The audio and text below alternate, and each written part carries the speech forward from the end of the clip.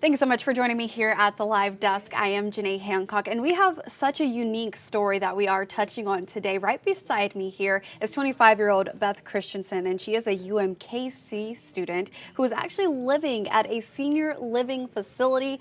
Beth, thank you so much for joining me here at the Live Desk. How's it going for you? Going great, yeah. Okay, so we do want to dive straight into that story because, like I said, it's very unique, it's very interesting. How did this all come about? Kind of break it down for our viewers. Well, let's see. I think in a nutshell, one of or a couple of the residents here saw that another community had done this elsewhere in the United States, and they were really interested in bringing this to Claridge Court. And so they reached out to Rob Salerno, who is the president here, and it kind of got the ball rolling. And so they reached out to UMKC to get that collaboration started. And it kind of came together with the dean of UMKC and president of the community here, all kind of working together and getting to where I came into the picture. And it's been such a wonderful journey so far. And I think it is important to mention that you are living at Claridge Court right now, room and board. It's all free for you, but there is something that's a part of the contract. Can you break down a little bit more about what that is? What do you do every single month for these residents? Yeah.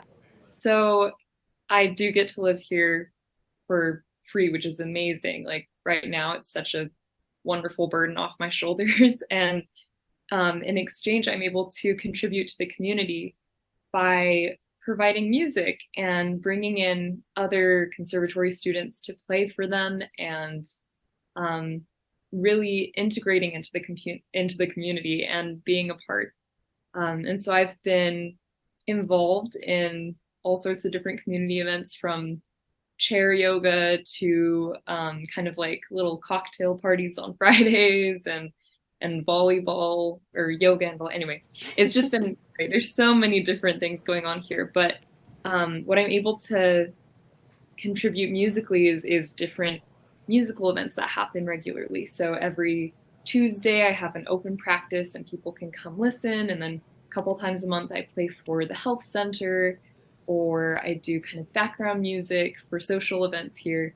And then I've also been bringing in other students to do full length recitals. So I've done one with just solo piano, and I've done one with a violinist at UMKC. And in the next couple of months, I have a clarinetist coming and my quartet coming, and next week a soprano's coming. So it's just going to be exciting to share all of that music with them.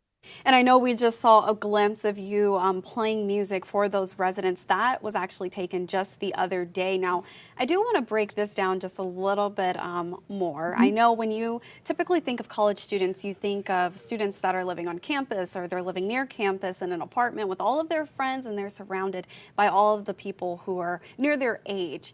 How has the experience been just walking down the halls and being surrounded by a completely different generation? How has it been? I mean, I know you've built a lot of friendships within this experience. Yeah, it's kind of interesting. I wouldn't have guessed this, but the friendships that I've made here just feel really natural and really genuine. And it doesn't feel isolating or anything like that just because my neighbors and friends where I live are three times my age. We're still friends. It's really interesting and really meaningful to me that that age gap doesn't um, create a barrier. It actually is a really enriching element in our relationships. But yeah, it's just really great that I get to leave my door and see my next door neighbor and my other next door neighbor and across the hall neighbor, and we're pals and we go to 7:30 breakfast together, and it's just really fun. And I know one of the residents that we actually spoke to, we'll get to her here in a bit, a little bit more, but one of the residents we spoke to, she mentioned that, you would call her at 10 o'clock at night asking for a can opener, and she's like, yeah, come on up. And you actually remind her of a grandchild. I'm sure you know who I'm talking about. And for all of Yeah. our viewers, they'll hear a little bit more from her coming up during our evening newscast. But Beth, before I let you go, how long are you going to be living at Claridge Court? So the idea is that I'll be here for the entire school year. And so hopefully I have another, I don't know how many months starting in October. 8 months anyway. So I'm really excited about that.